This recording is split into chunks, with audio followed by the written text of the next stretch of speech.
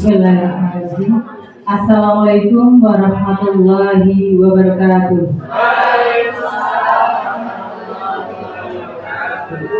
Rabbi sotri wa yassirli amri wahlul 'uqdatam min lisani yafqahu qawli.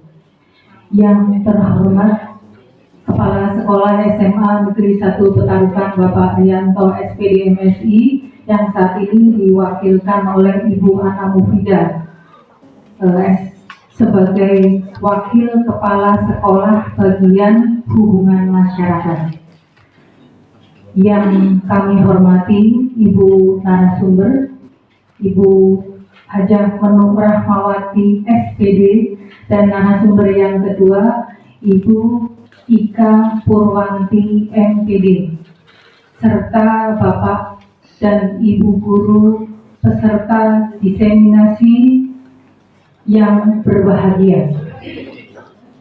Puji syukur kehadiran Allah Subhanahu wa Ta'ala yang telah melimpahkan rahmat dan hidayahnya kepada kita semua, sehingga pada kesempatan hari ini kita diberikan kesempatan dan kesehatan, sehingga pada kesempatan hari ini kita bisa berkumpul di Laboratorium Komputer SMA Negeri 1 Petarukan dalam kegiatan acara diseminasi. Sholawat dan salam juga hendaknya selalu kita curahkan kepada Nabi Muhammad SAW, yang mudah-mudahan kita menjadi umatnya yang nanti akan mendapatkan syafaat di yaumul akhir nanti. Alhamdulillah, pada hari ini, hari Selasa, tanggal 4 Juni tahun 2024, kita bisa bertemu kembali untuk melaksanakan diseminasi dalam salah satu tugas yang saat ini sedang dilaksanakan oleh teman-teman kita, ya, teman atau rekan sejawat kita yang hebat. Ada 5 rekan kita yang saat ini sedang melaksanakan CGP angkatan ke-10. Kalau kemarin kita sudah mendapatkan ilmu, hari ini kita akan mendapatkan atau menambah ilmu lagi. Sebelum itu, ya, marilah agar acara ini berjalan dengan lancar, kita bacakan Bismillah bersama-sama. Mudah-mudahan acara ini bisa berjalan dengan baik dan kita diberikan kebermanfaatan dalam menerima ilmu yang akan diberikan nanti. Acara berikutnya sambutan yang akan disampaikan oleh Ibu Ana Mufidah SPD. Kepada beliau kami persilahkan.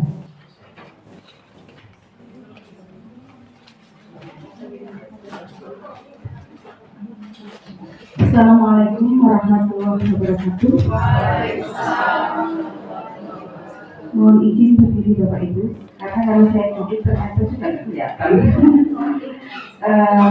Rabbi sholli sadri wa yassir amri wahlul 'uqdatam min lisani yafqahu qawli. Amma ba'du. Yang saya hormati Bapak Kepala Sekolah SMA Negeri 1 Petarukan, yang dalam hari ini, pada hari ini tidak bisa hadir beliau karena ada acara NKKS, sehingga tugas beliau untuk membuka acara ini diwakilkan kepada saya. Pada kesempatan ini marilah kita panjatkan puji syukur kehadirat Allah Subhanahu wa Ta'ala, karena pada hari ini kita bisa bersuasapa di Lab 1 dalam acara diseminasi dari 2 teman kita CGP angkatan 10. Shalawat dan salam kita haturkan kepada Allah Subhanahu wa Ta'ala, kepada Nabi Muhammad Rasulullah SAW yang senantiasa kita nantikan syafaatnya di yaumul akhir. Amin. Bapak Ibu yang berbahagia, marilah kita melihat bersama nanti presentasi dari Ibu Menuk Rahmawati, kemudian Ibu Ika Purwanti, dalam diseminasi penerapan budaya positif. Semoga nanti pada saat kita menyaksikan kemudian mendengarkan paparan dari beliau-beliau yang mungkin sudah diberi bimbingan untuk CGP dari PP istilahnya dari PP-nya, kemudian berdiseminasi untuk kita semua, ditularkan ilmunya untuk kita semua. Semoga itu bisa mendorong tumbuh kembang murid yang holistik dan berkarakter di masa yang akan datang. Karena konon katanya anak-anak kita nanti jadi generasi emas 2045 menjadi generasi emas. Semoga benar-benar menjadi generasi emas yang bisa diandalkan, akhlak, berkarakter baik, kemudian berkemajuan teknologi juga. Bapak Ibu yang berbahagia, hanya ini yang bisa saya sampaikan. Semoga nanti acaranya berjalan dengan lancar dan mari kita meniru dari Bapak Ibu guru penggerak ini. Pertama tergerak, hatinya tergerak, kemudian bergerak, kemudian menggerakkan. Ini dalam rangka mungkin diseminasi, menggerakkan Bapak Ibu, menggabungkan kita semua berkolaborasi untuk bisa menggerakkan anak-anak kita menjadi generasi emas yang diharapkan oleh negara ini. Terima kasih, mohon maaf atas segala kekurangannya. Assalamualaikum warahmatullahi wabarakatuh. Terima kasih kepada Bu Ana yang telah memberikan sambutannya dan masuk ke materi inti ya. Yang hari ini narasumber pertama akan memberikan tema tentang menyebarkan pemahaman dan penerapan pengalaman budaya positif. Ya, kita beri aplaus yang meriah untuk Ibu Wakil kita yang selalu cemungut kayak kepada Ibu Nur Rahmawati, kami persilakan.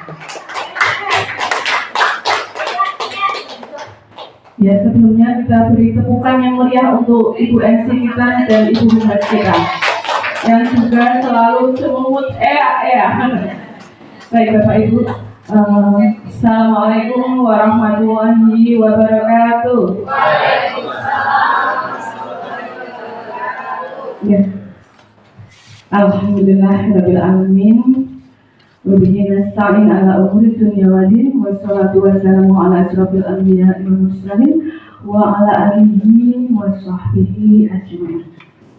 Puji syukur kita panjatkan kehadirat Allah Subhanahu wa taala yang pada siang hari ini banyak memberikan kita kenikmatan Bapak Ibu, sehingga kita bisa bersama-sama di tempat ini untuk satu kegiatan yang mudah-mudahan nanti membawa manfaat untuk kita semua dan sekolah kita ini Bapak Ibu. Terutama tadi yang disampaikan oleh Ibu Ana, yaitu untuk murid-murid kita. Harapannya nanti mereka kelak di tahun 2045 menjadi generasi emas Bapak Ibu. Amin. Sholawat dan salam tak lupa juga kita haturkan kepada junjungan kita Nabi besar Muhammad SAW. Mudah-mudahan kita semua mendapatkan pertolongan di yaumul akhir kelak. Sebelumnya kami sampaikan terima kasih yang sebesar-besarnya kepada Bapak Ibu semua yang sudah meluangkan waktu ya di tengah waktu yang sebenarnya ini Bapak Ibu bisa berkumpul bersama keluarga nih Bapak Ibu nih. Walaupun nanti kita 3:30 kembali ke sini lagi untuk pinjam nih. Tapi alhamdulillah Bapak Ibu mengikhlaskan waktunya untuk kita bersama-sama di sini. Sekali lagi saya haturkan terima kasih yang sebesar-besarnya. Bapak Ibu, perlu kami sampaikan bahwa kegiatan ini salah satu tujuannya adalah yang pertama memang untuk memenuhi tugas saya khususnya sebagai calon guru penggerak di angkatan 10, di mana saya sedang menempuh pendidikan guru penggerak Bapak Ibu, yang mudah-mudahan nanti bisa berjalan dengan lancar sampai di bulan November Bapak Ibu. Jadi perjalanan masih sangat panjang nih Bapak Ibu, dan ini masih 30% nih Bu Ika, masih 70 kita harus lalui. Mudah-mudahan kita semua diberikan kekuatan Ya, kesehatan itu yang utama agar bisa menyelesaikan kegiatan ini. Kami sangat berharap dengan penuh, ya, Bapak Ibu semua ikut mendoakan, ya, mudah-mudahan, ya. Matur Bapak Ibu. Kemudian tujuan yang kedua Bapak Ibu, bahwa kegiatan ini itu harapannya kita semua, ya, ini mohon maaf saya bukan narasumber, ya Bapak Ibu. Kita sedang belajar. Nah, apa yang kita belajar itu kita mencoba menyampaikan aja apa yang sudah kita pelajari. Jadi sharing, ya, sharing. Jadi bukan narasumber. Kayak kesannya kalau narasumber itu kok pintar banget, ya, padahal bukan. Yang apa kita sharing. Barangkali dengan melalui sharing ini nanti kita menemukan sesuatu, ya, yang tadi tujuannya, ya, untuk sekolah kita. Kita kan sekolah ini kan adalah tempat bagi saya itu rumah kedua, ya. Mudah-mudahan bagi Bapak Ibu juga sama, ya. Ya, dimana kita di sini menghabiskan sebagian waktu kita di sini untuk berekspresi, ya Bapak Ibu, ada satu tujuan sebenarnya. Kita kan pendidik semua di sini. Kita ingin murid-murid kita itu ke depan menjadi tadi yang disampaikan oleh Ibu Ana. Ini harapannya menjadi murid yang bisa bermanfaat, ya, untuk masa depan. Jadi kita semua punya impian yang sama, harapannya seperti itu, ya Bapak Ibu. Jadi apalagi sekolah kita ini punya visi dan misi yang harus kita capai. Nah, mudah-mudahan dengan kegiatan ini adalah salah satu jembatan, ya, untuk kita bisa menuju visi dan misi yang ingin dicapai oleh sekolah kita. Ya, Bapak Ibu. Baik Bapak Ibu, kita mulai saja nih Bapak Ibu, nggih. Sepertinya Bapak Ibu ngantuk apa mboten nggih? Mudah-mudahan tidak. Yang mendengar suara saya yang sekar membahana. Mudah-mudahan, nggih. Jadi suara saya tidak merdu, ya, ini cetar ini. Baik Bapak Ibu, kita mulai, nggih. Untuk diseminasi saya adalah ini tentang budaya positif, ya Bapak Ibu.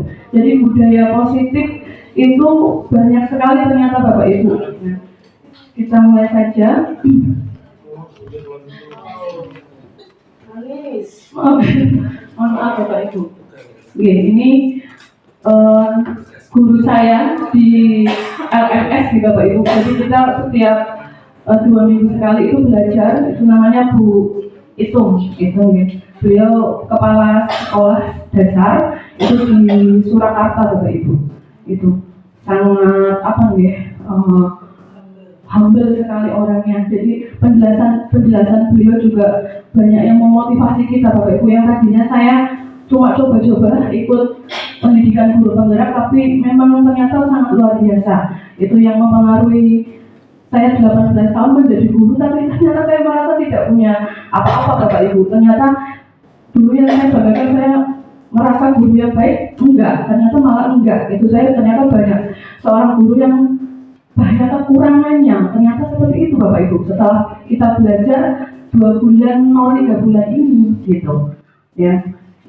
Kemudian satunya adalah Pak Sudiarto, beliau adalah pengajar praktik, jadi pengajar saat luring. Kalau Bu itu pengajar daring, kalau Pak Sudi pengajar luring, beliau kepala SMP 4 Petarukan. Bu Kaji kenal deh. Baik Bapak Ibu, kita mulai saja, nggih. Sebelum kita mulai, saya ingin bertanya kepada Bapak Ibu, apakah Bapak Ibu setuju jika Bapak Ibu cukup mengatakan setuju atau tidak setuju, ngerti nggih? Nah, yang pertama Bapak Ibu, nanti dijawab bersama-sama, nggih. Silakan dijawab secara sesuai hatinya, boleh berbeda, tidak harus sama. Yang pertama, hukuman dapat mendisiplinkan murid, setuju atau tidak setuju? Ada yang setuju, ada yang tidak setuju. Oke. Setuju Pak Nadia. Oke. Kemudian yang kedua, pemberian hadiah itu bisa meningkatkan prestasi murid, setuju atau tidak setuju? 50-50. Setuju 50, tidak setuju 50. Oke. Kemudian yang ketiga Bapak Ibu, guru harus mampu memberikan solusi atas permasalahan murid. Jadi permasalahan murid, guru harus bisa memberi solusi diskusi. Setuju atau tidak setuju? Setuju? Tidak setuju. Bu guru senior tidak setuju. Bu guru kinis-kinis setuju. Tidak apa-apa Bapak Ibu. Boleh berbeda, tidak harus sama. Seperti yang kemarin disampaikan oleh Pak Prapto, berkebinekaan global gitu. Jadi kalau sama malah tidak asik. Kemudian yang keempat Bapak Ibu, guru berperan sebagai teman bagi murid. Ini hampir 99,9% ya. Karena ada yang ngomong tidak setuju tapi dalam hati tidak disampaikan. Baik Bapak Ibu, untuk menjawab pertanyaan tadi, apakah benar jawaban Bapak Ibu? Jawabannya nanti di akhir Bapak Ibu.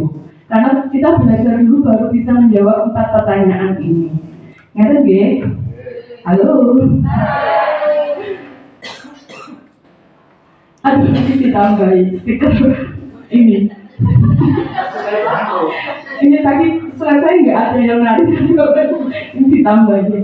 Baik Bapak Ibu, nah ini kita belajar pada siang hari ini yaitu tentang budaya positif Bapak Ibu. Budaya positif itu adalah perwujudan dari nilai-nilai atau keyakinan universal yang diterapkan di sekolah.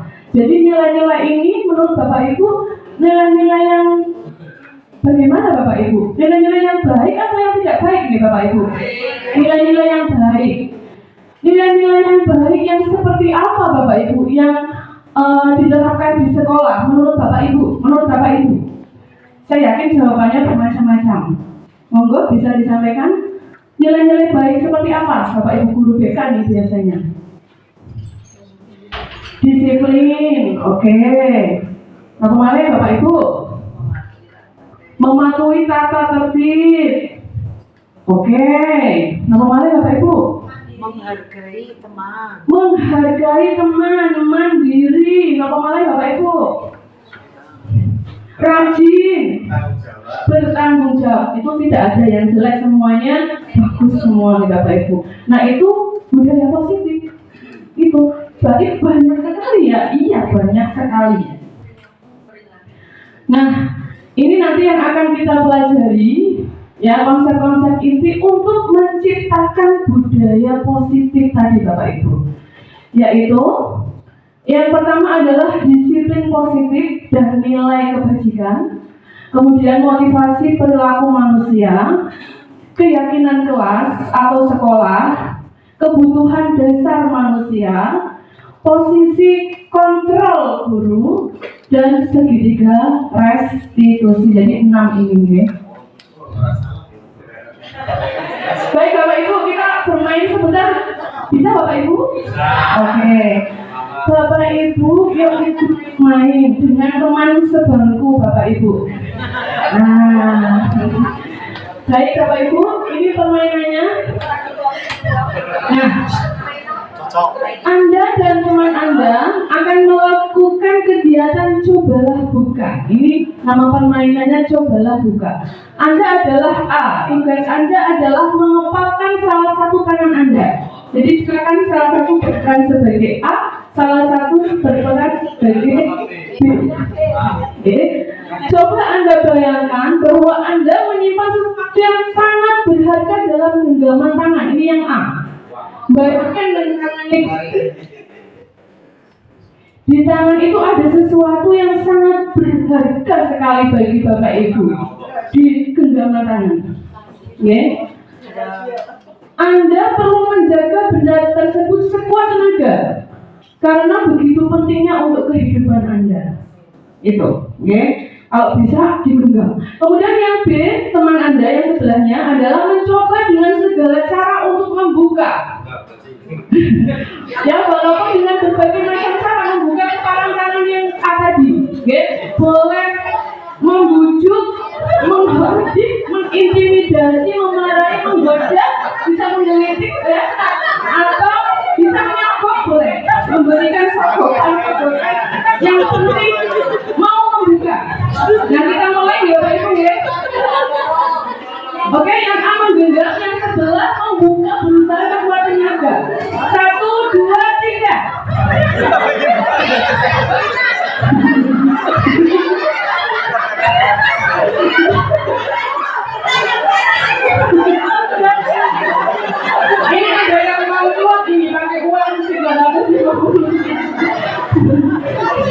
Dikit-dikit juga nggak bisa. Ya. Baik Bapak Ibu, yes. Halo. Bapak Ibu saya tanya, ada yang berhasil membuka kepalan tangan? Sebentar, saya tanya Bu Haja Lilis, kenapa Bu Gaji tidak bersedia membuka Bu? Tadi sudah 350 kan lumayan. Saya lebih dari itu. Warga mereka beri aplaus tangan, tepuk tangan, aplaus ya, tepuk tangan kepada Bu Haja Lilis.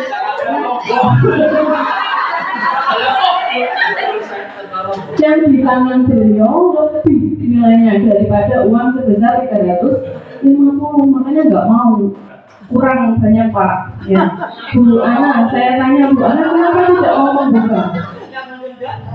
Menurut saya segala sesuatu kalau sudah diberi jangan sampai apapun bisa membuat kita untuk mengubah goyah prinsip kita.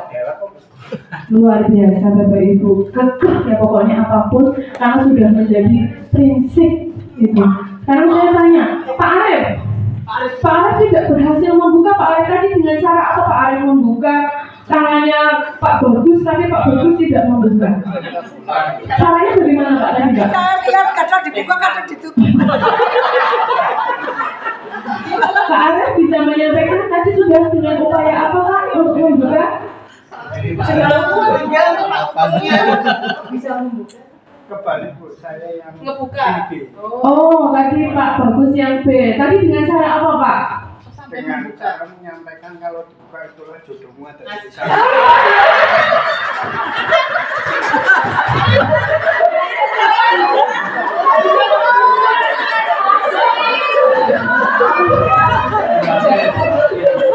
Tapi tadi berhasil apa tidak Pak?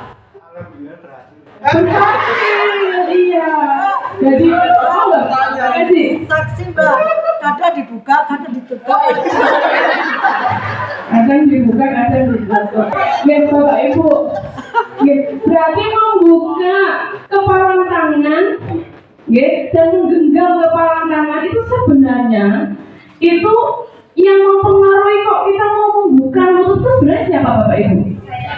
Kita sendiri. Walaupun ada faktor lain, ya tadi, tapi masih ragu-ragu kan membuka menutup lagi, ya bukan tadi ya. Ya sudah membuka tapi menutup lagi karena hatinya masih ingin menutup itu. Berarti tergantung apa Bapak Ibu? Kontrol dalam diri kita sendiri mau membuka, menutup. Genggaman tangan kita adalah tergantung kita, bukan orang lain. Ya kan Bapak Ibu. Nah ini yang dengan permainan ini Bapak Ibu, ini sebenarnya kita belajar tentang paradigma dari teori kontrol itu yang disampaikan oleh Dr. William Glasser Bapak Ibu. Jadi bahwa selama ini Bapak Ibu, satu, ilusi guru mengontrol murid. Kita kan selama ini ilusi itu kan sesuatu yang kita anggap ada ya Bapak Ibu, tapi sebenarnya itu tidak. Itu ilusi guru mengontrol murid, bahwa kita guru itu sama murid apapun bisa kita lakukan kepada murid. Ya apa tidak Bapak Ibu? Halo? Tapi sebenarnya apa yang menjadikan murid itu baik? Kita ngomong setiap hari, menasihati setiap hari, berdiri di depan, menghukum. Kadang anak nggak pakai sepatu hitam disuruh lari-lari atau menulis apa dan lain sebagainya nih Bapak Ibu. Ini anak seperti itu, murid seperti itu sebenarnya bukan kemauan kita, ya, tapi kemauan siapa Bapak Ibu? Mereka sendiri. Walaupun kita menasihati, jangan, itu tidak baik, ya, disiplinlah, jangan terlambat. Nah, tapi bagaimana Bapak Ibu? Tergantung dari kontrol murid itu sendiri. Kalau mereka dari dalam hatinya, motivasi dalam hatinya memang tidak ingin berbuat seperti itu, ya tidak akan melakukan. Nah, kita selama ini berpikir bahwa kita guru itu harus bisa mempengaruhi murid. Apapun yang dilakukan murid yang tidak baik, kalau kita ngomong jangan, Jangan, padahal tidak seperti itu Bapak Ibu. Murid punya tadi sesuatu yang ingin mereka lakukan, kontrol dirinya masing-masing itu berbeda. Kalau mereka tidak mau melakukan ya tidak. Kalau mereka mau tertib, memang hatinya pengen tertib ya tertib. Tidak pengen bolos ya tidak bolos. Tapi nek bolos itu kan karena bolos walaupun kita betul-betul ngomong gitu Bapak Ibu. Halo, ini menurut Dr. William Gibson. Kemudian ilusi yang kedua, bahwa semua penguatan positif itu efektif dan bermanfaat. Jadi kita memberikan reward, hadiah atau penghargaan ini pada saat pembelajaran Bapak Ibu. Saya juga dulu kan sering Bapak Ibu. Itu tapi saya merasa sekarang saya salah melakukan itu Bapak Ibu. Saya sering sekali itu kalau di kelas dulu anak yang bisa maju mengerjakan soal saya suruh ambil ke koperasi siswa, suruh ambil minum, suruh ambil jajan seperti itu Bapak Ibu. Ya anaknya jadi pintar memang mau maju.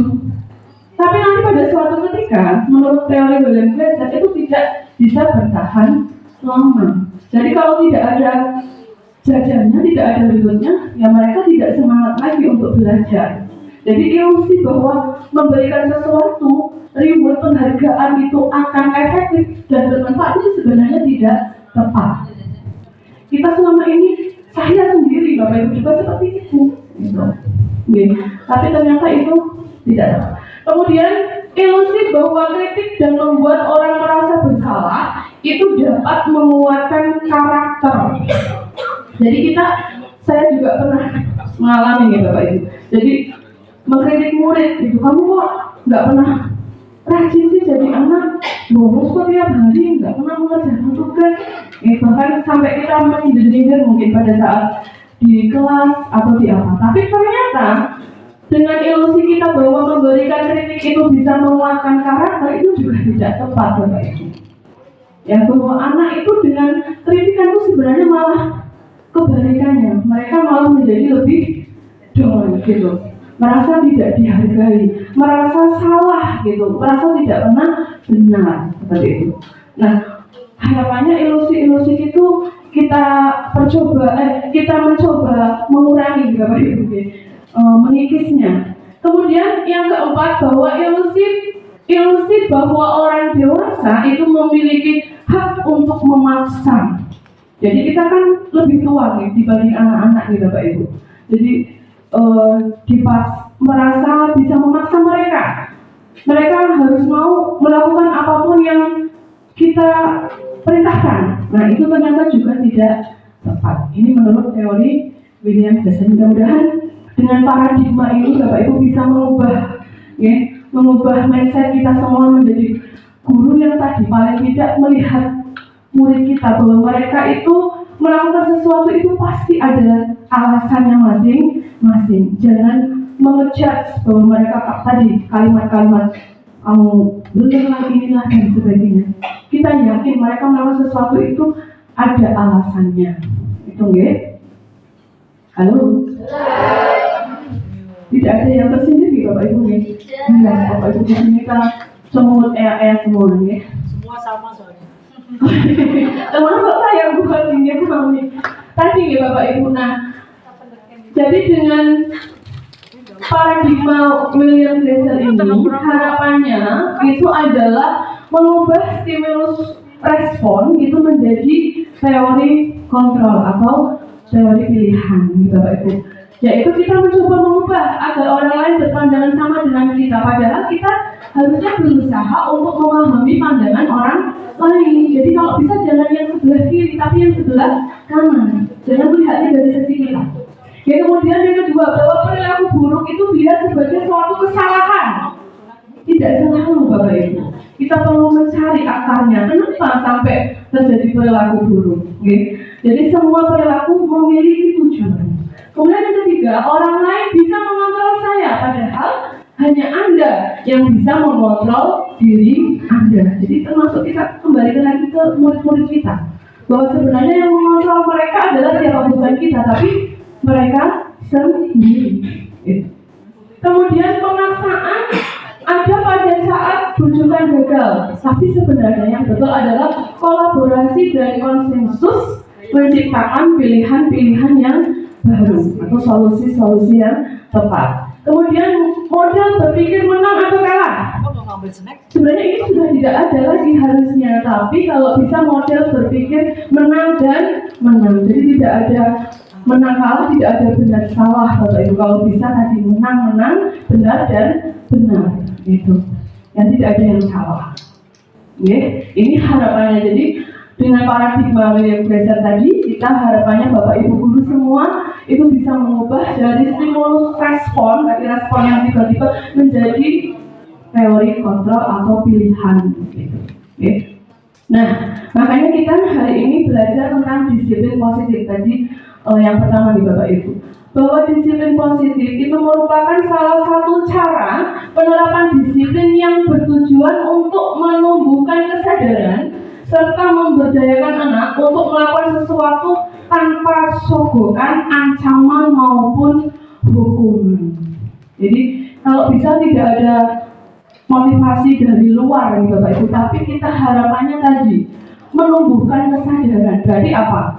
Menumbuhkan motivasi dari dalam atau motivasi intrinsik, itu yang dikedepankan Bapak Ibu. Karena dengan motivasi intrinsik itu harapannya adalah tadi nilai-nilai kebajikan, bahwa murid-murid kita itu mempunyai ini Bapak Ibu. Ya harapannya itu profil pelajar Pancasila yang ada 6 dimensi Bapak Ibu, sudah kita ketahui bersama, yaitu beriman, bertakwa, ya, dan berakhlak mulia, ya, kemudian mandiri, kemudian berkebinakaan global, gotong royong, kreatif, dan bernalar kritis. Itu sesuai profil pelajar Pancasila. Nah, baik, kita lanjutkan Bapak Ibu, yaitu tentang motivasi perilaku manusia Bapak Ibu, ya. Yang kedua ini, tadi manusia melakukan sesuatu itu ada motivasinya. Melakukan sesuatu ada tujuannya. Nah, ada 3 motivasi perilaku manusia. Yang pertama adalah menghindari hukuman atau ketidaknyamanan. Nah, ini sama seperti kita Bapak Ibu. Guru juga sama nih Bapak Ibu. Nah, sebentar. Kemudian yang kedua, mendapatkan imbalan atau penghargaan. Kemudian yang ketiga adalah menghargai diri dan menjadi orang yang mereka inginkan. Dari ketiga motivasi itu Bapak Ibu, kalau kita yang ada di sini Bapak Ibu, motivasi melakukan sesuatu itu kira-kira dari 3 ini lebih banyak yang mana nih Bapak Ibu? Yang ketiga, ada tidak Bapak Ibu yang menghindari hukuman atau ketidaknyamanan? Bapak Ibu sendiri, ayo sebelum ke siswa ya, sebelum ke murid kita. Kalau saya iya Bapak Ibu. Yang pertama pada saat kita apa Bapak Ibu? Nah, itu menghindari hukuman biar tidak dipotong TPP-nya. Ya apa tidak Bapak Ibu? Kita lari-lari mengejar waktu untuk bisa sampai ke sekolah biar tidak terlambat. Itu kan salah satu motivasi Bapak Ibu. Kenapa kita berangkat pagi tepat waktu? Karena tadi biar tidak dipotong TPP-nya. Itu kan sama aja dengan menghindari hukuman. Mungkin apa badan Bapak Ibu? Halo. Ya, begitu juga murid kita Bapak Ibu. Saya yakin mereka melakukan sesuatu itu juga salah satunya adalah ini. Tidak terlambat, coba ditanya mereka. Mungkin karena di depan sudah ada tim SPP 2K yang selalu sigap untuk mengontrol mereka. Kenapa mereka berpakaian sesuai dengan seragam atas sampai bawah benar semua? Karena biar tidak dihukum, karena hukumannya kadang nyapu atau apa gitu, titik yang mana biasanya bersih itu. Nah, itu kenapa mereka kok memakai seragam lengkap? Karena tadi biar tidak dihukum. Ada beberapa yang seperti itu Bapak Ibu. Kemudian mendapat imbalan atau penghargaan tadi. Ya kalau di kelas biasanya mau maju karena gurunya memberikan iming-iming yang maju dan benar jawabannya, nanti mendapatkan sesuatu yang mendapatkan hadiah itu atau apa gitu. Makanya mau lah. Apakah kita mau ngasih hadiah terus? Kan tidak ini Bapak Ibu. Kemudian menghargai diri dan menjadi orang yang mereka inginkan. Ini harapannya ini Bapak Ibu. Jadi motivasi yang ketiga ini harapannya, karena ini adalah motivasi intrinsik tadi ya. Ini kita gambarannya ini Bapak Ibu ya, tentang tadi ya, harusnya masih kurang dan kembali lagi. Nah ini menghargai diri sendiri dan menjadi orang yang mereka inginkan. Itu harapannya, motivasinya bukan dua ini, karena dua ini yang menghindari hukuman dan mendapat imbalan adalah motivasi ekstrinsik atau bukan intrinsik yang sifatnya tadi tidak dalam jangka waktu yang lama. Baik, kita lanjutkan Bapak Ibu, yaitu hukuman, konsekuensi, dan restitusi. Ini sama-sama si yang belakang, dua, konsekuensi dan restitusi. Kalau hukuman, ya ini hukuman itu kan sifatnya tidak terencana, bersifat satu arah, bisa berupa hukuman fisik, psikis, atau kata-kata kasar. Itu kenapa kok tidak terencana Bapak Ibu?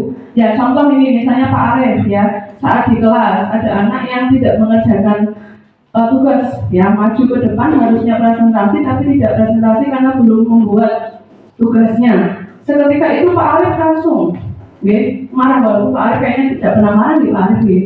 Halo Pak Arif, misalnya namanya siapa Pak Arif, muridnya yang tidak pernah mengerjakan tugas misalnya Aldo misalnya ya, kamu sudah dibilangin langsung ya Bapak Ibu, tiba-tiba tidak terencana karena saking marahnya ya, wes diperingatin pun gawe tugas atau presentasi ternyata tidak mengindahkan, akhirnya marah-marah saat itu. Bisa berupa hukuman fisik ya, mungkin tadi suruh lari-lari misalnya, atau hukuman psikis atau kata-kata kasar, kata-kata yang mungkin sebenarnya tidak boleh didengarkan anak tapi kita mengeluarkan. Kadang-kadang seperti itu Bapak Ibu. Namanya juga emosi Bapak Ibu, kadang-kadang tidak bisa ditahan gitu. Ini hukuman Bapak Ibu.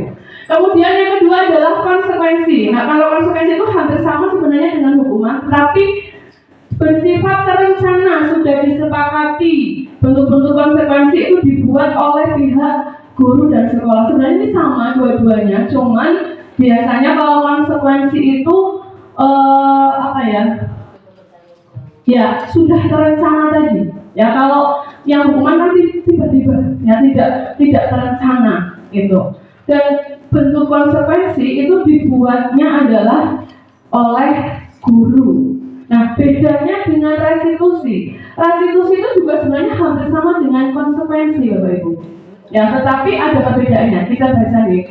Restitusi adalah proses menciptakan kondisi bagi murid untuk memperbaiki kesalahan mereka sehingga mereka bisa kembali pada kelompok mereka dengan karakter yang lebih kuat. Jadi sebenarnya untuk restitusi itu lebih ke dua arah, jadi tidak satu arah nih Bapak Ibu. Nah baik Bapak Ibu, setelah tadi kita belajar tentang hukuman dan konsekuensi, ada 7 soal Bapak Ibu ya. Menurut Bapak Ibu dari ketujuh pernyataan ini itu masuk ke dalam hukuman atau konsekuensi Bapak Ibu? Yang pertama mencatat 100 kali di dalam buku kalimat saya tidak akan terlambat lagi karena terlambat karena terlambat ke sekolah. Ini ya yang harusnya nomor 2 nih Bapak Ibu, kurang slide-nya ke bawah. Mencatat 100 kali di dalam buku kalimat saya tidak akan terlambat lagi. Itu menurut Bapak Ibu hukuman atau konsekuensi? Hukuman. Oke. Kemudian yang kedua, karena terlambat sekolah, lari mengelilingi lapangan basket 2 kali. Hukuman. Ya betul. Kemudian yang ketiga, karena terlambat hadir di sekolah, maka bukan ya, ini kan di kaca ya lanjutnya. Baik yang ketiga ini mungkin ngetiknya subuh-subuh lagi ya. Membersihkan coretan yang dibuatnya di meja tulis. Konsekuensi tulis nyoret-nyoret ya berarti harus siap menghapus atau membersihkan. Betul Bapak Ibu. Kemudian yang keempat, murid diminta push up 15 kali karena tidak menggunakan masker ke sekolah. Hukuman Bapak Ibu. Kemudian yang kelima, berdiri di depan kelas sambil mengangkat satu kaki kalau tidak menjawab pertanyaan. Hukuman. Kan nggak ada hubungannya berdiri di depan kelas mengangkat satu kaki karena tidak mengerjakan satu kelas. Itu satu dampaknya ke siswa Bapak Ibu, ke murid itu. Biasanya apa Bapak Ibu kalau di depan mengangkat satu kaki, dilihat teman-temannya, malu, kemarin. Ayang-ayang loh, Pak. Trauma, terus apa lagi Bapak Ibu? Selain malu, trauma, ya kira-kira menjadi kapok apa tidak gitu? Belum tentu ya. Iya. Kemudian membersihkan WC karena merusak pensil teman. Hukuman, nggak nyambung ya, merusak pensil teman harusnya diberikan lagi pertanyaan. Kemudian lari keliling lapangan karena terlambat 10 menit saat pelajaran PJOK. Pak Buntas, nopo nih Pak? Konsekuensi mantap Pak, jangan jawabnya Pak. Konsekuensi Pak. Komitmen, sudah berkomitmen Pak. Lari keliling lapangan karena terlambat 10 menit saat pelajaran PJOK. Ini konsekuensi nih Bapak Ibu. Loh ini kan sama saja lari keliling, kok ini tidak sama dengan yang nomor 2. Karena ini konteksnya kan pelajaran PJOK. Anak kalau olahraga kan harus pemanasan dulu gitu Bapak Ibu. Bahaya kalau tidak pemanasan. Begitu nggak Pak Bunda? Mungkin kan langsung misalnya harus voli atau basket itu berbahaya Bapak Ibu. Bisa kram-kram atau nanti takutnya ada apa. Makanya harus tidak apa-apa, ini sebagai konsekuensi karena masih nyambung, masih linear seperti itu. Lah ini Bapak Ibu, yang ilusi yang tadi, yang punya William Glasser bahwa penghargaan itu adalah sebenarnya bisa menghukum Bapak Ibu. Ini yang tadi mindset saya di awal sebelum belajar di guru penggerak itu, bahwa penghargaan itu akan apa nih? Memotivasi anak. Ternyata tidak selamanya Bapak Ibu, tidak selamanya nih. Jadi tidak salah, tapi tidak selamanya. Sekali lagi, itu yang saya yakini awalnya bahwa kita memberikan reward kepada anak-anak menjadi lebih semangat dalam belajar.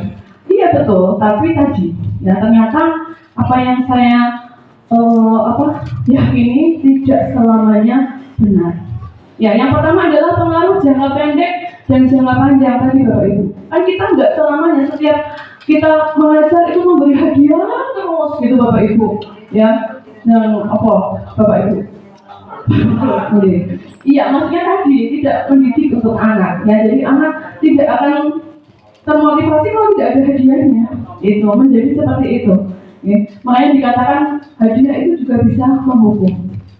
Penghargaan tidak efektif. Nah tadi yang sama nih Bapak Ibu. Penghargaan merusak hubungan siapa Bapak Ibu? Hubungan siapa? Halo. Murid dengan murid Bapak Ibu. Yang ada timbul keirian gitu. Itu guru nggak pernah sayang memberi hadiahnya itu terus pilih kasih seperti itu. Itu bisa merusak hubungan antara murid dengan murid. Itu Bapak. Yang tidak saya sadari sebelumnya. Bisa juga merusak hubungan guru dengan guru apa buatan Bapak Ibu? Bisa Bapak Ibu. Misalnya saya dan Pak Prato selalu memberi hadiah di kelas itu. Pada saat saya mengajar di kelas itu, ya, karena Pak Prato selalu memberi hadiah, saya tidak pernah memberi hadiah. Anak-anak tidak semangat mengikuti dan saya. Akhirnya saya marah sama Pak Prato. Itu merusak hubungan antara hubungan saya dengan Pak Prato. Bisa buatan Bapak Ibu? Bisa. Ya. Kemudian penghargaan itu mengurangi ketepatan, kualitas dan kreativitas Bapak Ibu. Ini apa Bapak Ibu? Kita kan selalu memberikan hadiah atau reward untuk anak-anak yang juara 1 gitu Bapak Ibu. Kalau juara 2 itu kita jarang. Padahal juara 1 dan juara 2 itu sebenarnya sama apa tidak sih Bapak Ibu? Mereka berprestasi apa tidak? Yang juara 2 berprestasi apa bukan Bapak Ibu? Berprestasi juga, harusnya kan tidak juara 1 aja. Nah ini juga bisa dikatakan penghargaan itu bisa menghukum. Karena yang juara 2 tadi merasa saya juga sebenarnya berprestasi, tapi kan tidak diperlakukan sama seperti yang juara 1 seperti itu. Okay. Kemudian penghargaan itu menghukum motivasi dari dalam diri atau intrinsik. Jadi harapannya anak-anak itu tadi melakukan sesuatu itu sesuai dengan kontrol dirinya masing-masing. Intinya itu Bapak Ibu. Ya, jadi penghargaan apapun Ya buat mereka itu have fun aja. Ada atau tidak penghargaan, mereka harusnya tetap belajar dengan semua gitu Bapak Ibu. Jadi tidak usah memberikan penghargaan Pak Rakto. Jadi nanti pada saat jam saya akhirnya anak-anak tidak suka dengan saya. Pelit, nggak kayak Pak Rakto, ya baik hati, tidak sombong, suka menabung ya. Nah Bapak Ibu lanjut. Baik, ini keyakinan kelas dan peraturan kelas ini sekelas ya, nanti Bu Ika ini yang lebih dalam Bapak Ibu. Ada contoh-contohnya juga nih. Ya, mengapa kita memiliki peraturan? Nih, saya gambarkan sebelumnya nih, Bapak Ibu, menurut Bapak Ibu kan kemarin sudah mengikuti desainnya Pak Parto nih. Antara keyakinan kelas dan peraturan kelas itu sama atau beda ya Bapak Ibu? Bedanya apa? Coba. Salah satu bisa menyampaikan pendapat monggo.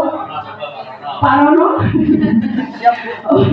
Antara keyakinan kelas dan peraturan kelas Pak. Bu Titi, monggo Bu Titi bisa menyampaikan tidak apa? Keyakinan kelas itu apa? Peraturan kelas itu apa? Memilih. Nggak apa-apa Bu Titi. Pendapat menurut Bu Titi. Sepertinya kemarin kesiswaan juga sudah membuat keyakinan kelas ya Bapak Ibu. Nah, makanya saya tanya Bu Titi, kira-kira sama peraturan itu sama atau beda sih?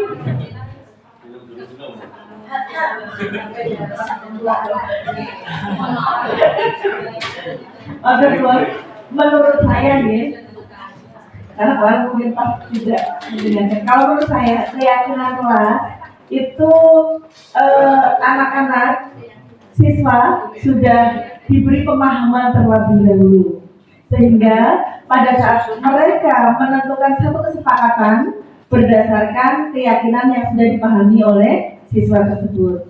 Sedangkan untuk peraturan kelas itu lebih muncul dari bapak atau ibu guru.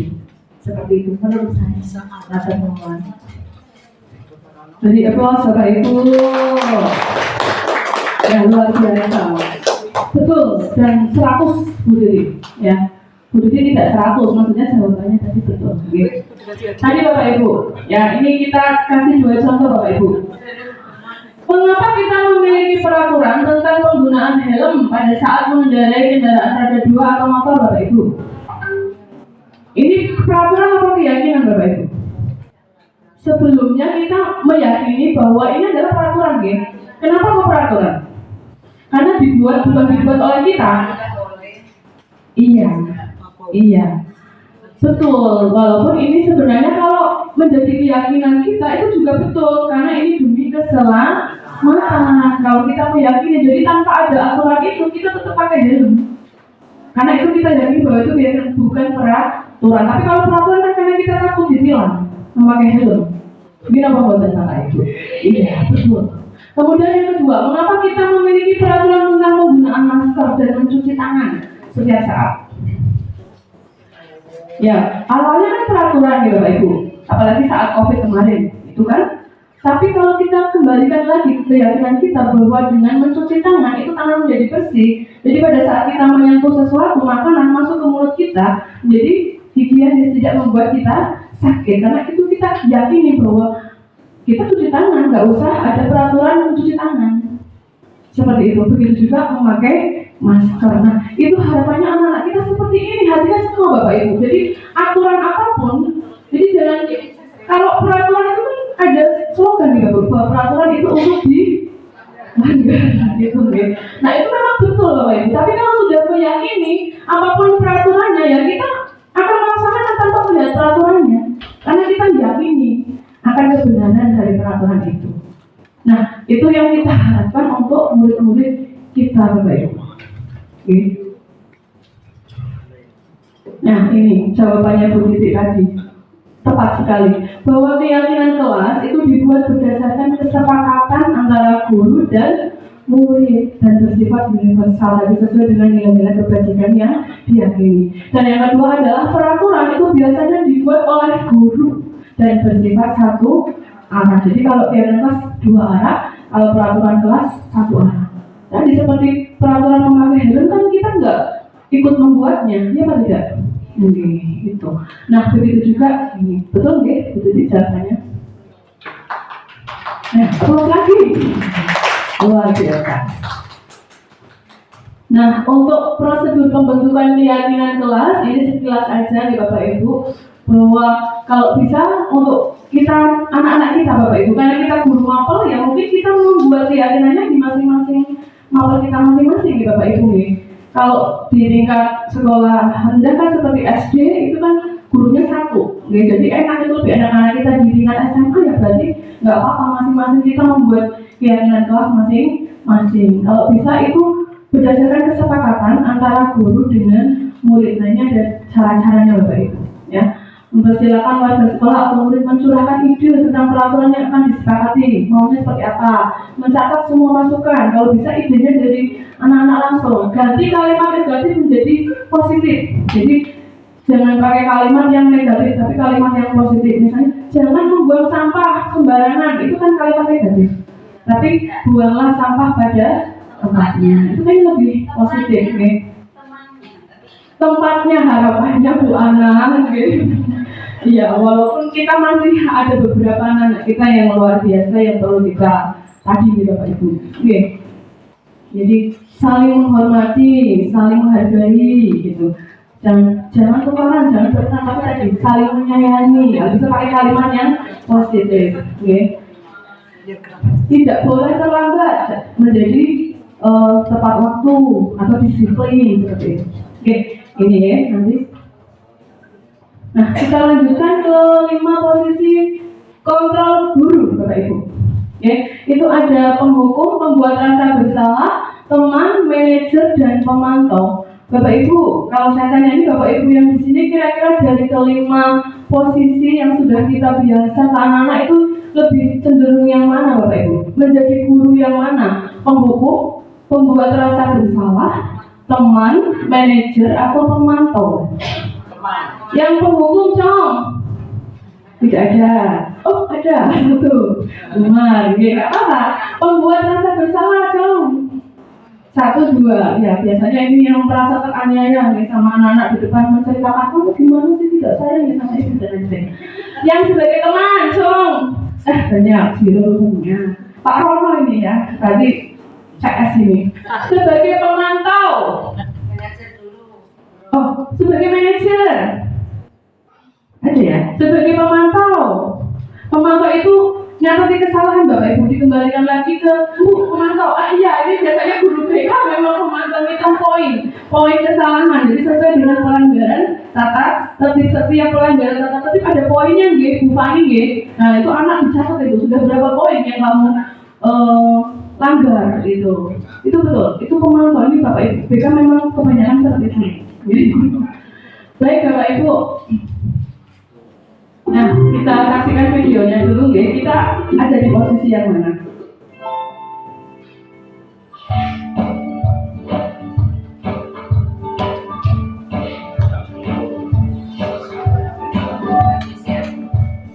Halo, Bapak Ibu guru hebat. Video ini akan menampilkan 5 adegan interaksi guru dan murid. Silakan menonton dan merefleksikannya.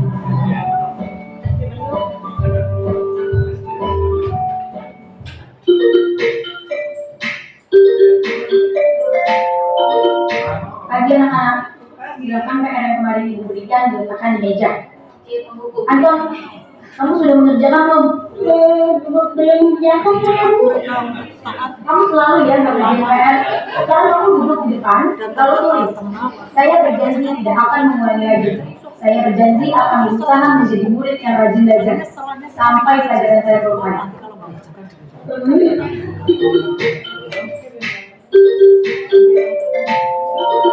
Pagi anak-anak, hari ini ada tugas ya?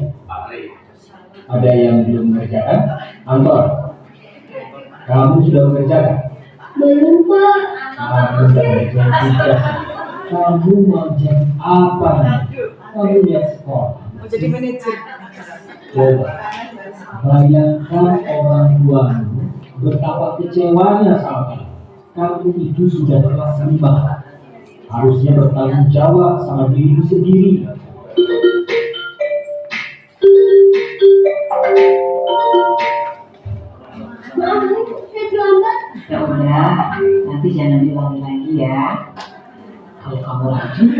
Ibu senang melihatnya. Ya, jadi itu ya. Kamu Wah, jadi pengaruh lagi. Apa ya?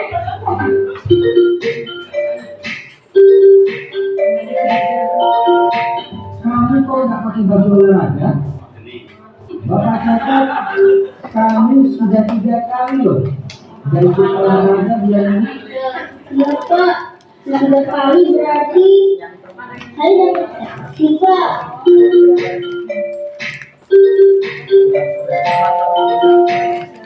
Iya Bu, saya belum tugas. Maaf ya Bu, saya terlambat mengumpulkan tugas. kenapa kamu terlambat mengumpulkan tugas? Iya Bu, saya kalau sore banyak ibu jaga warung, gak sempat kerjain tugas. Kira-kira nih, apa yang bisa kamu perbaiki supaya kamu bisa mengerjakan tugas tepat waktu? Coba, kapan biasanya kamu membantu ibu jualan? Sekarang sampai di mana Bu? Bagaimana kalau kamu membuat jadwal? Kapan kamu akan mengerjakan tugas? Oh gitu ya Bu, saya coba deh Bu, terima kasih Bu.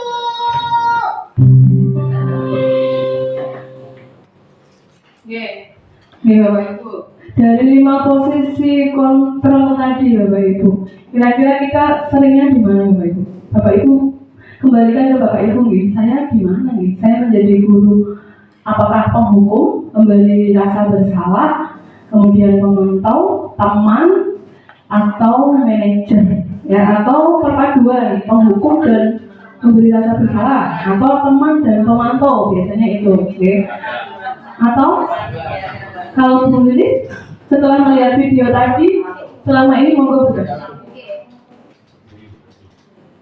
Kadang-kadang berarti saya sebagai teman, kemudian pada anak-anak tertentu yang notabene berarti sering melakukan kesalahan, ya pasti menghukum, itu begitu. Yes, dari saya begitu. Kalau saya Bu, Monggo Pak Rano.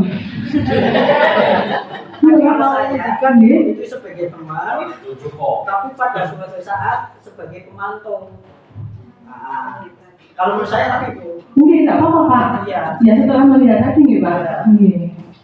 Sebagai teman tidak ada yang salah nih Bapak Ibu nih. Tapi tadi harapannya yang ideal nih, menurut ini Bapak Ibu adalah kita menjadi seorang guru yang dalam posisi manajer nih Bapak Ibu, karena kita kembalikan ke anak, ya setiap anak itu pasti melakukan sesuatu itu ada alasannya Bapak Ibu, mereka itu. Nah ini ya, menghukum itu menghadik, menunjuk-nunjuk, berkata pinggang, membentak, ya. Dampaknya anak menjadi pendendam. Nah ini kita lihat dampaknya aja ya Pak ya. Tidak menyukai guru atau mapel tertentu. Jadi pada saat mapel itu ya mereka mungkin bolos atau apa gitu. Kemudian membuat rasa bersalah, suaranya lembut namun menyalahkan, gitu ya. Begitu itu langsung ketawa. Kemudian guru menyatakan kesalahan pada murid dan guru merasa menderita begitu nggih dengan kelakuan murid itu. Sebenarnya yang menderita sebenarnya siapa Bapak Ibu? Murid itu. Dampaknya tadi murid merasa bersalah, rendah diri dan menarik diri. Ya. Kemudian kalau teman, itu ini bagus Bapak Ibu. Guru bersikap ramah, cenderung bersenda gurau, menghangatkan suasana. Okay? Tapi dampaknya tadi murid bergantung pada satu orang. Jadi membuat murid tidak mandiri Pak Rano. Okay. Kemudian pemantau, ya, bahwa nada bicaranya dan ekspresi itu datar ini ya. Kemudian pemantau tetap memantau saat murid diberi sanksi. Jadi pada saat memberi sanksi ikut melihat, ya ikut mungkin mencatat di Bapak Ibu. Itu. Dampaknya menghitung hadiah atau hukuman. Jadi anak sudah menghitung sendiri karena sudah tahu ini pasti saya disuruh ini nih. Ini habis ini tuh disuruh ini nih, kayak gitu misalnya. Ya tanpa melihat nilai kebajikan. Ya, jadi tidak ada nilai-nilai kebajikan yang ada di dalam diri mereka. Jadi murid tidak selalu mandiri. Kemudian kalau manajer suara netral, tercipta identitas positif, mengajukan pertanyaan yang bermakna Bapak Ibu. Tadi pertanyaan bermakna itu mengapa? Ini tadi yang Ibu tadi suaranya apa ya? Ditanyakan alasannya apa gitu. Membantu murid memecahkan masalah, ya tadi dicarikan solusi atau bahkan kadang dikeluarkan ke murid sendiri untuk murid mencari solusi sendiri. Kira-kira dari permasalahannya itu apa yang mereka bisa lakukan untuk memperbaiki. Nah, dampaknya murid membuat murid mandiri, murid mencari solusi sendiri atas permasalahannya. Itu Bapak Ibu, karena tadi ya ini. Jadi murid-murid kita melakukan sesuatu, berperilaku buruk menurut kita, melanggar disiplin dan lain-lain, itu sebenarnya kebutuhan dasar manusia ini kan ada 5. Nah, berarti ada yang tidak terpenuhi dari kelima kebutuhan ini. Mengapa mereka melakukan sesuatu itu Bapak Ibu?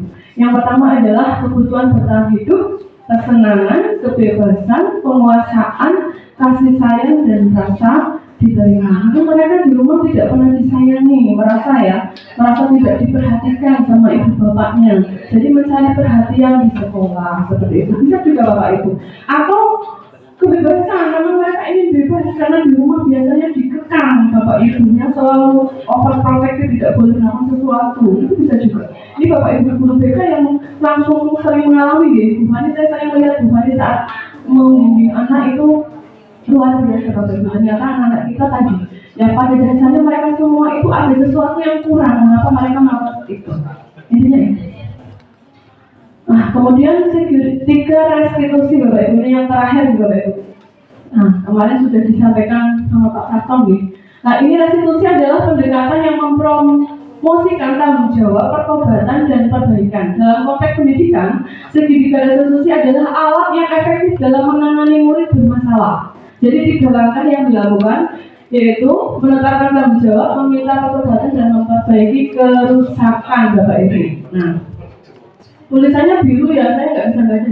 Restitusi menciptakan kesempatan untuk pemulihan daripada hukuman, menguatkan hubungan antara murid dan guru, mengajarkan murid tanggung jawab serta perbaikan. Ini sejalan dengan prinsip budaya positif di mana kita menciptakan lingkungan yang mendukung perkembangan karakter dan belajar yang baik. Itu di biru-biru kalau. Nah ini tadi ya, ada 3 yang dilakukan, yaitu yang pertama menstabilkan identitas, validasi tindakan yang salah, dan menanyakan keyakinan. Ini Bapak Ibu, endingnya adalah menanyakan keyakinan ya. Pada saat menstabilkan identitas ini ya, di situ ditanyakan, biasanya kalimatnya kamu tentunya punya alasan ya mengapa kamu melakukan itu ya.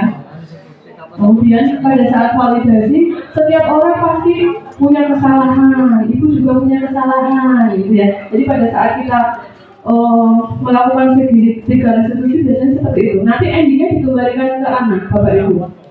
Ya, kira-kira kamu ingin menjadi seperti apa? Solusi apa yang bisa kamu tawarkan ke ibu untuk kamu bisa memperbaiki kesalahanmu? Jadi dikembalikan lagi ke anak. Kira-kira mereka mau melakukan apa untuk memperbaiki kesalahannya? Nah itu yang dinamakan segitiga restitusi, yaitu tahap yang ketiga, menanyakan keyakinan. Nah ini videonya kayak kemarin ini mau ditampilkan atau nggak malu nih saya? Suaranya semua ya. Ya ini kemarin saya sudah mempraktekkan segitiga restitusi Bapak Ibu untuk anak kita. Ya ada 2 kasus di situ. 1 tidak mengerjakan tugas. Ya di situ saya menanyakan alasannya apa. Itu katanya scroll TikTok sampai malam, ya akhirnya ngantuk di kelas, akhirnya tidak fokus sehingga tugas tidak dikerjakan seperti itu. Nah kemudian saya menyampaikan ke Bapak Ibu, oke, Ibu juga pernah scroll TikTok sampai malam gitu ya. Jadi saya mau biar anak itu tidak merasa terhakimi, ya, itu adalah memvalidasi kebutuhan, tadi memvalidasi tindakan yang salah. Nah nanti endingnya adalah menanyakan keyakinan, ya, bahwa kira-kira yang sudah dilakukan oleh Mbak Putri ini benar apa tidak. Jadi mereka kan nanti akan tahu melanggar apa tidak dengan kesepakatan relasi, dan nanti mereka akan menjawab sendiri Bapak Ibu bahwa mereka merasa tidak bertanggung jawab, ya, karena tadi sudah melalaikan tugas. Nah kemudian saya menawarkan kira-kira yang mau dilakukan apa agar tidak mengulangi lagi. Ya tadi berarti dengan cara mengurangi ya scroll TikToknya. Yang tadinya sampai jam 2 malam mungkin sampai jam 12 aja gitu ya, atau jam 10 aja seperti itu. Kemarin seperti itu okay. Ini yang kasus yang kedua sama ini menyontek pada saat penilaian sumatif dan membawa HP-nya saya sita. Kemudian alasannya tadi tidak belajar tapi ingin mendapatkan nilai bagus gitu ya, karena pada saat pembelajaran kurang maksimal gitu ya. Dan endingnya bersedia untuk tidak melakukan lagi, yaitu dengan malamnya belajar sungguh-sungguh untuk biar mengikuti PSR-nya lebih bagus. Baik Bapak Ibu, ini video penutup tadi untuk menguatkan bahwa kita harus menjadi seorang guru dengan posisi kontrol manager dari Bapak Ibu. Halo Bapak Guru, selamat datang kembali di modul 5 posisi kontrol guru. Kita telah sampai di materi terakhir dalam modul ini, yaitu posisi kontrol guru sebagai manajer. Ini adalah posisi kontrol yang disarankan untuk membimbing murid memiliki sikap disiplin yang positif.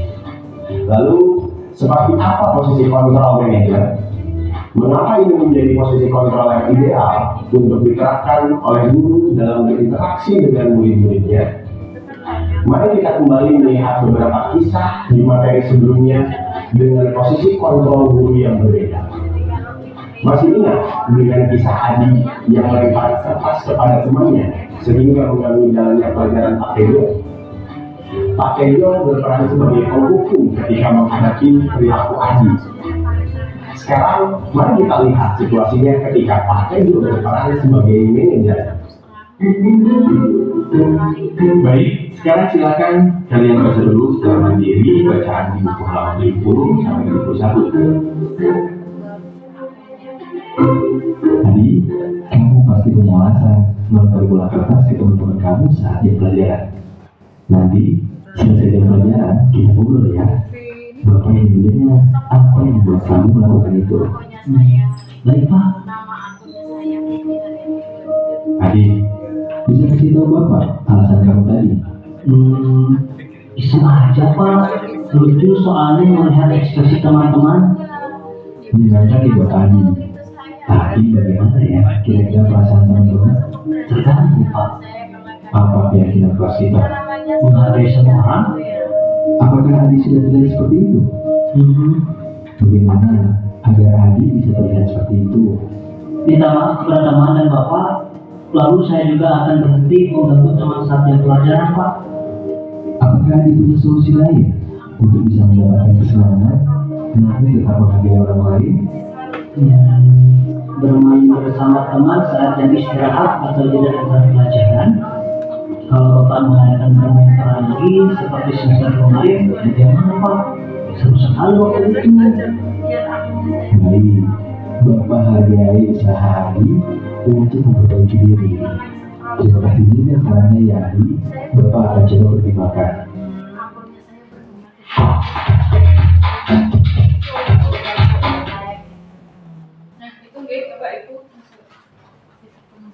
Ada satu video lagi tapi barangkali terlalu panjang. Jadi kesimpulannya Bapak Ibu bahwa penanganan kasus yang dilakukan dengan pendekatan segitiga restitusi tadi diharapkan guru dapat memposisikan dirinya sebagai manajer nih Bapak Ibu. Jadi kita harapannya ke depan menjadi manajer semua nih Bapak Ibu. Dengan mengajukan pertanyaan-pertanyaan yang bermakna, yang membuat murid lebih mandiri, percaya diri, dan bertanggung jawab. Itu nih Bapak Ibu. Mudah-mudahan kita semua menjadi guru yang seperti itu nih Bapak Ibu. Terima kasih. Ini tadi generasi emas. Mudah-mudahan generasi emas di tahun 2045 dapat tercapai. Ini matur nuwun Bapak Ibu atas kerawahannya di sini mendengarkan ini sampai selesai, dan matur nuwun sekali atas umpan balik semua Bapak Ibu. Terima kasih yang banyak kami haturkan kepada Bapak Ibu. Ya, lemah telas di Bapak Ibu, Allah yang membalas. Oke. Terima kasih, mohon maaf atas segala kekurangan. Saya akhiri. Assalamualaikum warahmatullahi wabarakatuh. Saya kembalikan lagi ke dua acara. Mengikuti desiminasi dari 5 CGP, apa yang bisa disampaikan dari setelah mengikuti desiminasi dari CGP SMA 1 Petarukan? Ya, terima kasih Bu Menu. Jadi alhamdulillah saya mengikuti sejak awal kegiatan diseminasi. Ternyata banyak sekali ilmu yang saya dapatkan. Kemudian yang namanya ilmu tadi yang tidak tahu menjadi tahu, dan kemudian punya keinginan untuk menerapkan hal-hal tersebut, yaitu tadi ada 5 fungsi kontrol guru, penghukum sampai dengan manajer. Karena terus terang saya mungkin masih kategori yang kadang-kadang sering menjadi guru penghukum, tetapi insya Allah dengan ilmu yang saya dapatkan ini melalui diseminasi ini nanti akan saya rubah bagaimana saya dalam melaksanakan pembelajaran, dalam berlaku sebagai seorang pendidik, dan mudah-mudahan dengan adanya semua ini anak didik kita menjadi lebih baik mental maupun spiritualnya, termasuk Bapak Ibu gurunya, dan meningkatkan kualitas pada umumnya di SMA negeri.